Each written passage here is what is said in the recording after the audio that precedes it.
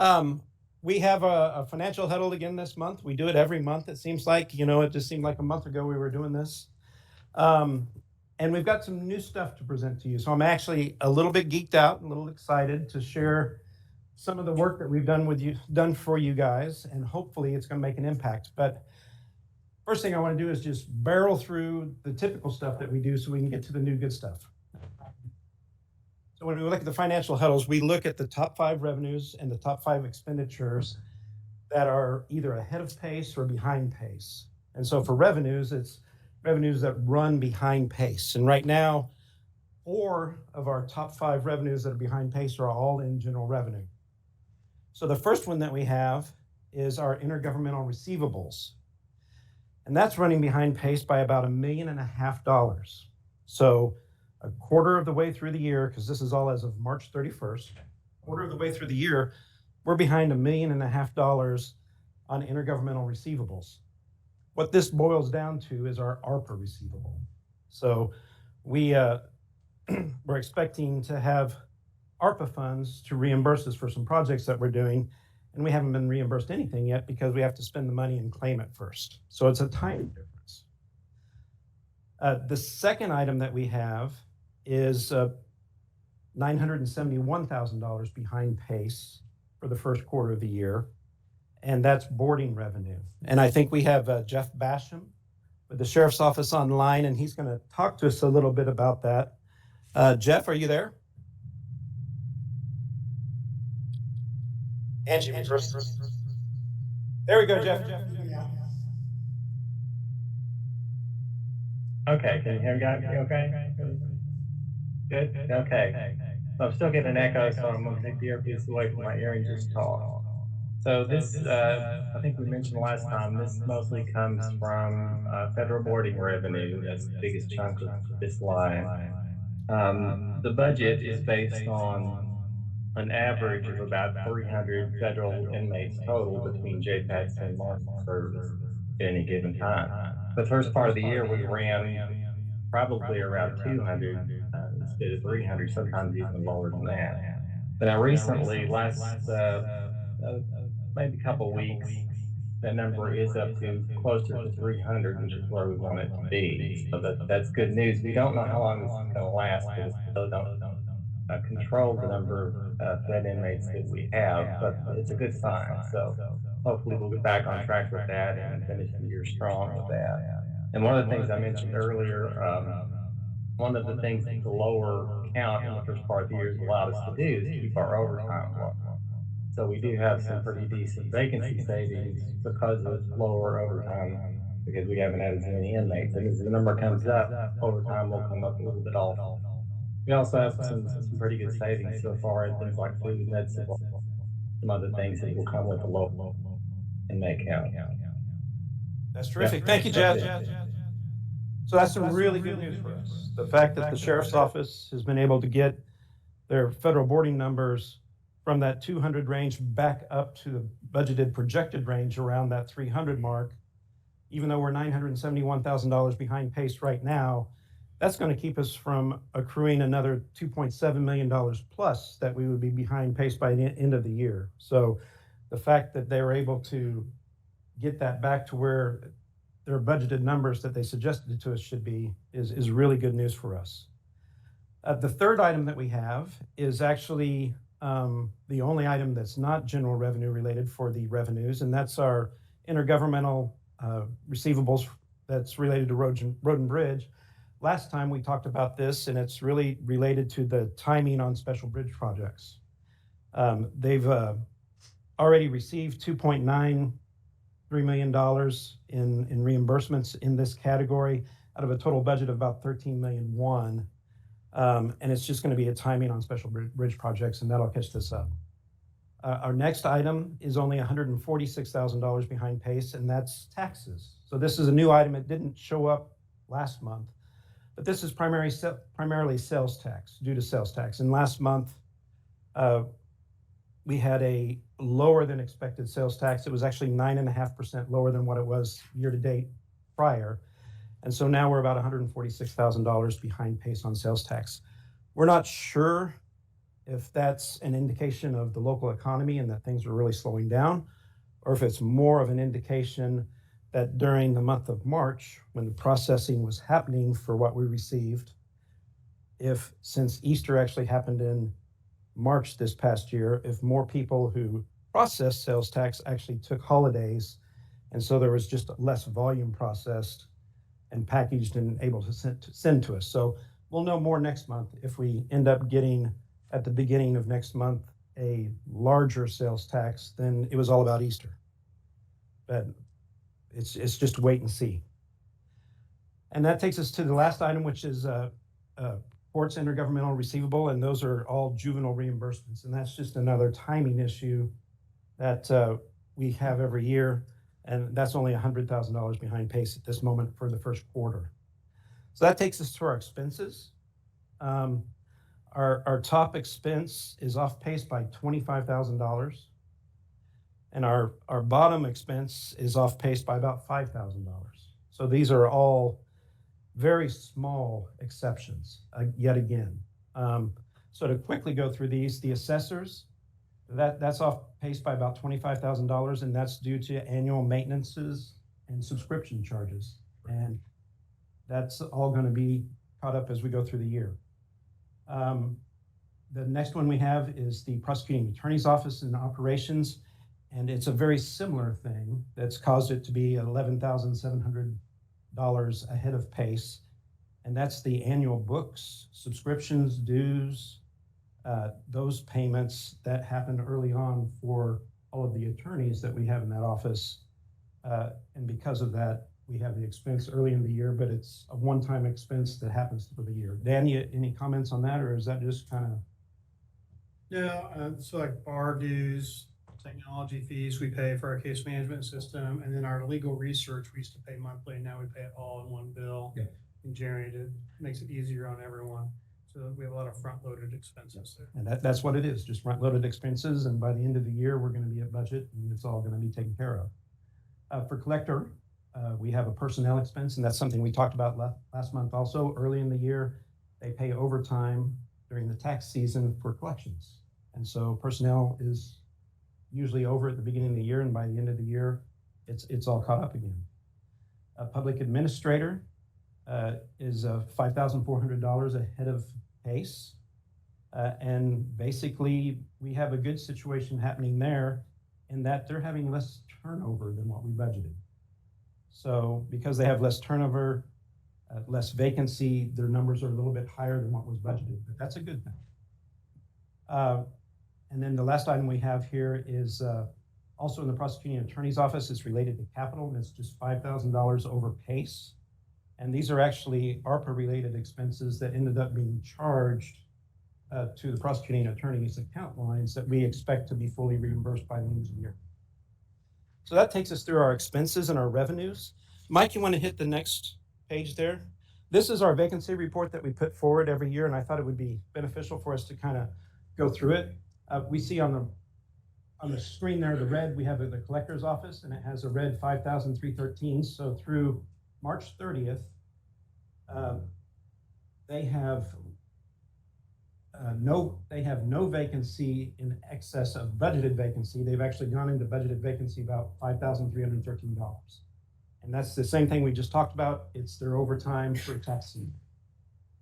Then if we run down, we see LEST under the prosecuting attorney's office, there's about $5,000 of spending into budgeted vacancy. And again, I'm taking this as a good sign in that the prosecuting attorney's office in LEST is seeing less vacancy than what we expected. Now, to be fair to Dan, he experienced very high vacancy last year. And so when we did the budget, we took some of the vacancy that we were budgeting in the sheriff's office and we moved that to Dan. So we increased the expected vacancy that the prosecuting attorney's office would have. And it's a good sign that Dan actually doesn't have excess vacancy in LEST. We're actually not getting that vacancy level.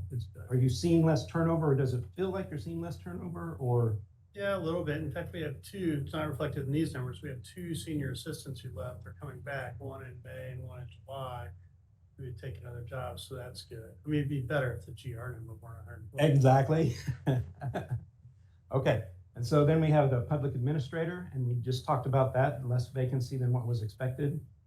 And so overall, for, in commissions, about 631, less vacancy. Overall for GR, we have vacancy in excess of budgeted vacancy of about $764,000.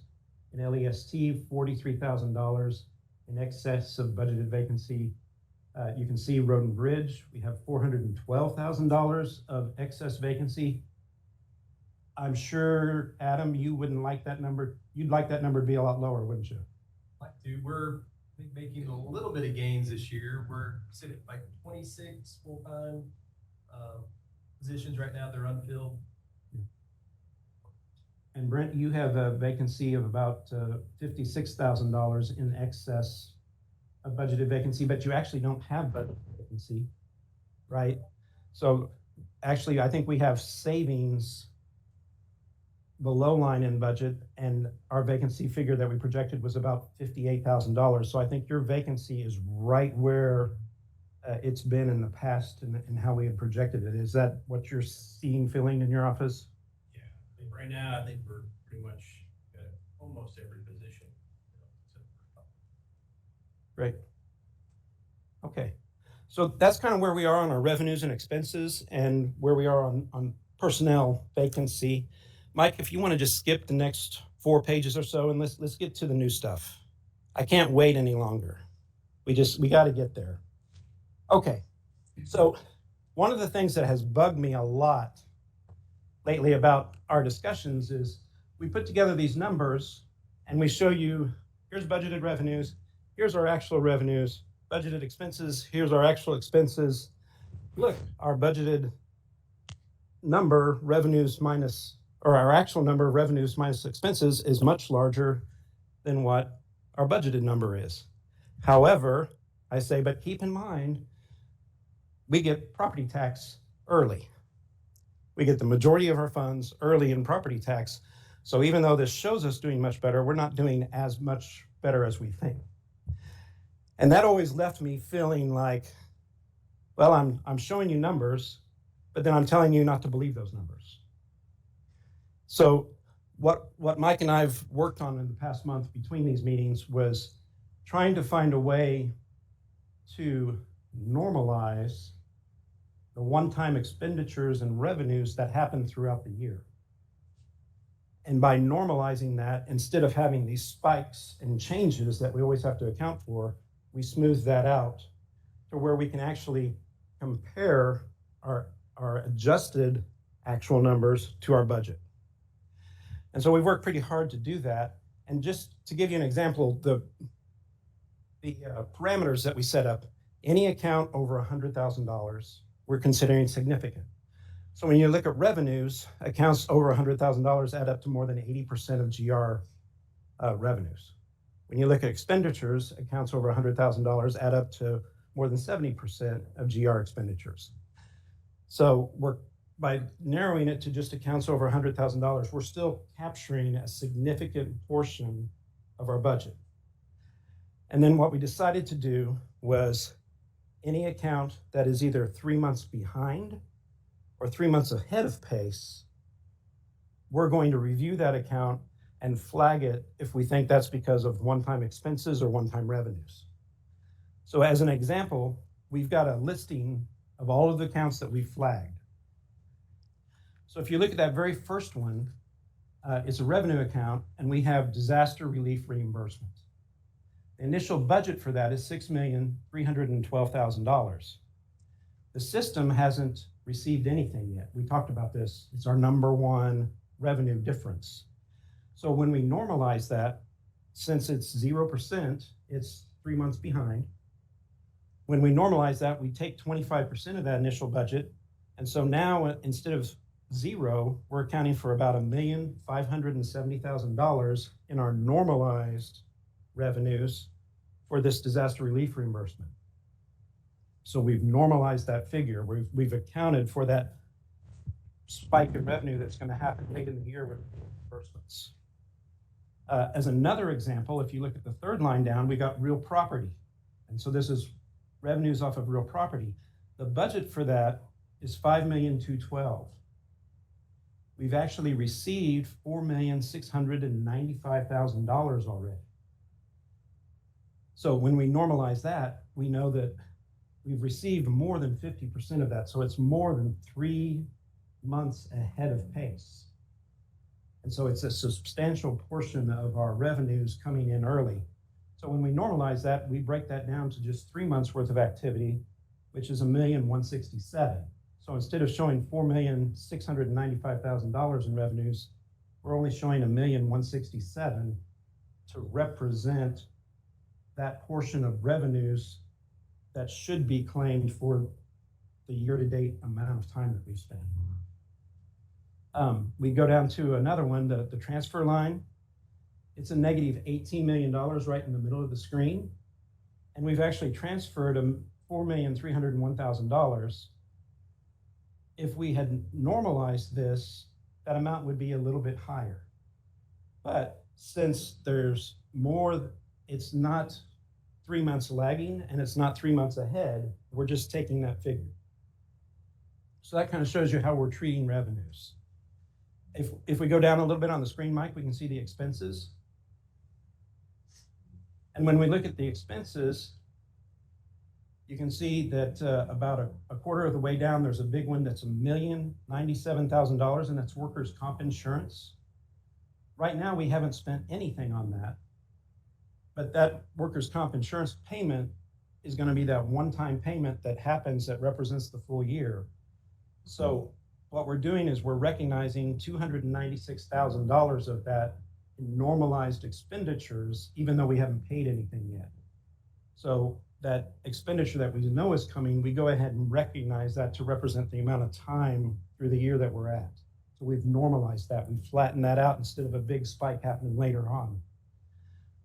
If you go down a little bit further, you'll see in highway that there's a $2,333,000 that's for statutory paving. They have paid all of that already. And so when we normalize that, instead of showing a full year's worth of expenses, we're just going to show 3 months or $580,000 when we look at where we're at year to date. So we've just normalized these big one-time expenditures and revenues, flatten them out. There's another one in here, road and bridge, just a few more lines down, trucks over 1 ton. The budget was $478,000. They've actually already paid $634,000 for trucks over 1 ton. So to normalize that, instead of taking just 3 months of the initial budget, we're taking 3 months of the actual spending. So that normalized expense is $158,000. So that just kind of shows you how we're smoothing out those spikes in one-time expenses and revenues. So what does that do to our numbers? Mike, we want to hit the next sheet? All right, so when we look at general revenue, you can see at the budget line at the beginning, we are estimating our initial cash balance is $34,782,000. Now, by the time we get done with the budget, if you just scroll down to the very bottom, Mike, we have an ending cash balance of $29,277,000. So when we budgeted GR, we're expecting cash to go down $5.5 million. But where does that put us year to date? Because year to date, we're only 3 months in. We know we're going to go down about $5.5 million, but what's that year to date budget look like? Where should our number be after 3 months of budget? And so how we look at this is we also smooth out the budget, because we don't ask people to report how much they're going to spend in each month. So we just smooth out those expenses over that year. We smooth out those revenues. And then the one thing that we do is we look at personnel costs, and we spread those by payroll. So when we look here, we have the percentages, and those percentages just tell you how much of your date budget we're allocating. So our total revenues through 3 months are 25,400,000. Our total expenditures through 3 months are $24,575,000. So we expect at the end of 3 months for our cash balance to be $32,023,000, and that being a current change of us spending an extra $2,758,000 through the first 3 months. So when we look at our year-to-date actuals, instead of us spending $2,758,000, we've actually grown $3,662,000. And why is that? It's a stupid thing Jeff always says, property taxes. You get all that money up front, which we love having that money up front, but it's hard to compare where we are budget to date. So what we do when we normalize, all of a sudden, our revenues, instead of being $30,364,000 in revenues year to date, we have $24,063,000 of normalized revenues. And so that compares to our budget to date of $25,397,000. So even though our cash is much higher than what we think it would be, we're actually doing about $1,052,000 less than budget right now in revenues. And so for me, that's kind of a breakthrough for us, because we're always saying our cash is much higher. We're doing much better than what we thought we would be doing. But now we can say, well, our revenues have come in strong, but they're not as strong as budget, even though our cash balance is so high. When we look at expenditures, though, year-to-date expenditures are, when you net out the projected savings, about $23,500,000, and our expenditures that are normalized are $21,877,000.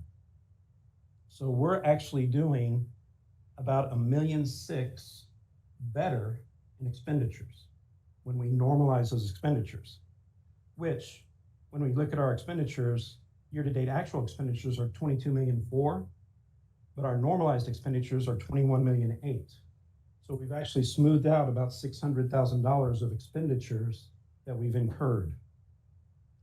So now our cash balance, when we normalize it, is $32,666,000, which, instead of being $6.4 million better than our year-to-date budget figure, is just $640,000 better than our budgeted figure. So we know that we're doing better by about $642,784. I stumbled over my little quick math, so I thought I'll just read the actual number. So we can tell you that when we normalize everything, we are doing better than budget right now. And that's, for us, is big. That's what we're excited about, is that we're not saying, well, it looks like we're doing better, but you got to remember there's property tax in there. We've normalized everything, and we're saying we're $643,000 better than budget for the first 3 months of the year. So where does that come from? Obviously, it's not coming from revenues, because we see that up there, so it's all coming from expenses. About $830,000 of that is vacancy, and about $995,000 of that is operations, after we back out the savings that we budgeted. So when we look at the $995,000, some of that is courthouse special projects, about $596,000. And the reason that didn't get normalized is because they've had enough spending that they're not 3 months behind pace. But there is substantial savings in that account from what budget to date would be. The next one is animal control. And there's also spending in that account, so it didn't get normalized, but that's about $404,000. So of that, there's about $1 million right there that we think will actually happen as we go through the year. We just have to wait for those expenses to show up. The other expense is utilities, and it's about $289,000 less than pace. And this would be an account that we wouldn't consider for a normalization. So when we look at ourselves doing better than budget right now by about $643,000, we think that we'll see some of those expenses creep up as we go. But the $289,000 in utilities is a real number that's going to be better than that line. So Mike, you want to show the graph? Okay. So this puts the picture in place here. The green bar is actual cash. The black is our budget put in black and white. The numbers are just put there. And the blue is our normalized line. So you'll see the normalized line resembles the shape of the actual line, but it's just been kind of moved down the graph. And that's because, for the most part, we've normalized property tax revenues, and that's pushed that down. But that blue line is a very good comparison to our budget line now. And you can see that with the blue line being above the black, that we are doing better than budget. And then, of course, cash is still king. Cash is very important. It doesn't matter where that blue line is if the green line is well below the black. But cash, we have the cash to take care of the expenses, but when we're comparing how we're actually doing compared to budget, we need that blue line. And so that's where we are. Now, a couple observations about this line to just give you an understanding of general revenue. When you look at March and you look at August, there's two big dips. The rest of the time, the line stays relatively flat, some up and down. What are those two dips in March and August? Anybody? 3 paycheck months. Those are when the paychecks hit the books. It's not when it hits your bank account, but in the months of March and August, that's when 3 paychecks happen on our books. So what that tells us is that payroll has a significant impact on general revenue. It's a significant expense for us. If we didn't have 3 paycheck months, GR would be pretty level. This is also why we have budgeted reductions in cash in general revenue. Because if we didn't, we'd have to either cut expenses or we'd have to cut people. And so we have this plan over 20 years. As our bond payments reduce, we'll be catching up, and eventually this line will flatten out more. So eventually we hope that instead of ending at 29,277,000, we're going to be ending at 34,722,000. And so the balance that we start at is the balance we end at. But that's not going to happen until about 2032. And those balances will all be much lower, but then we'll start putting those back. But that's what we see here is, so our payroll months are when we take our hits in cash balance. Now, I want to say that the reason our cash is reducing isn't because of personnel. We don't want to say it's because of personnel. It's a choice of operations and personnel, a balancing that we've done. It's just you see it in the graph when we have the heavy personnel expenses hit. So hopefully that's a little bit more of an understanding of GR than what you guys have had in the past. We talked through some of the detail, but we brought it back to this picture. Let's look at the next fund. Oh no, I told you I was excited about this. Okay, next fund is Road and Bridge. I have a bunch of notes on this. Let's just go to the graph. We care about your time, so we're going to make it short.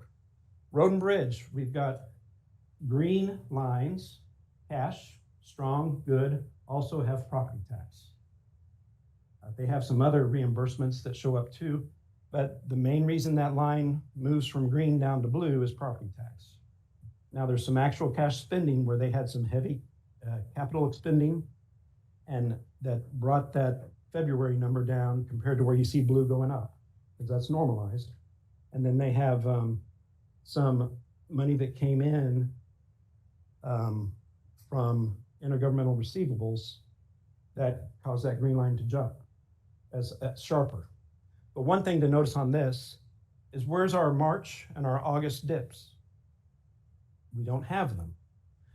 Personnel expense in Road and Bridge is not as significant expense to their overall revenues as it is in GR. So they're able to absorb that March and August hits And you can see just a steady increase in balances with Road and Bridge. A strong fund. Due to time, I'm sorry, a lot more comments, but due to time, let's go on. And this takes us to the assessor's office. Here's assessment. So the assessor doesn't get property tax, but they get a collector's commission, which is 1/2 of 1% of property tax collections. And then they also get their per parcel reimbursement from the state. And so that difference that you see there in green and blue is the 1/2% that they've already received this year. They're like 92% of that revenue. But you'll see when we level everything out, their fund is pretty smooth on budget, and their normalized revenues and expenses remain very tight, very close to budget. So it's a very well-run fund. Expenses and revenues seem to be recognized very well. I'm sorry, there's more comments, but that's the summary. Let's run to the last one. Law enforcement sales tax. So again, you'll see March and August significant drops due to personnel on the black line. But then you'll notice instead of staying flat, the in-betweens, they have catch-up periods.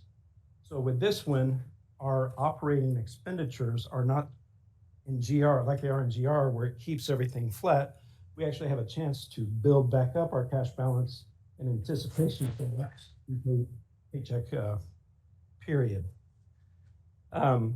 But in this one, our cash balance is actually lower than the black line.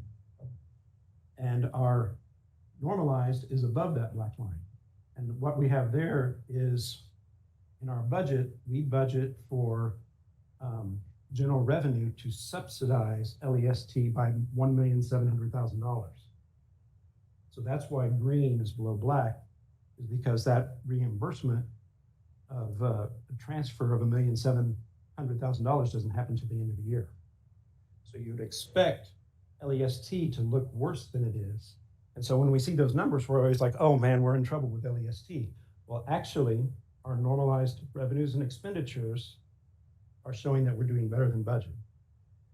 And that's, well,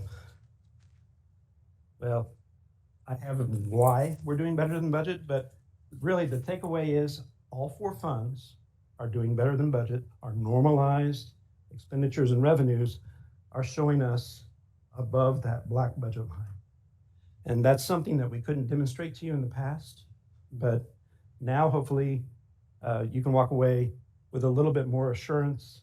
And I would have liked to talk about the amounts, because the amounts that we're seeing in the difference between the black and the blue line are real amounts that we can say we're doing better than. So like here, with the law enforcement sales tax, we're doing about $170,000 better than budget through the first 3 months. And that's all on operational savings. But we've got real numbers. We're doing very good. Our expenses are under control. There hasn't been a lot of expenses that we didn't anticipate. As you know, on our top 5 expenses, we were very close, 25,000 to 5,000. Our revenues, unfortunately, are lagging. We have more issues with ARPA receivables, which ended up being normalized. Sales tax isn't normalized. Federal boarding revenue isn't normalized. So those are our concerns in revenues. However, even despite that, with the way our expenses are, we're doing better than budget in all 4 funds. So everybody, I want you to be encouraged. We're watching, we're making sure that our future is taken care of and that our long-term plans are going to be met. And right now, we can say for the first 3 months, we're doing better than budget in all of our major funds. That's it for me. Sorry to take a little bit extra time.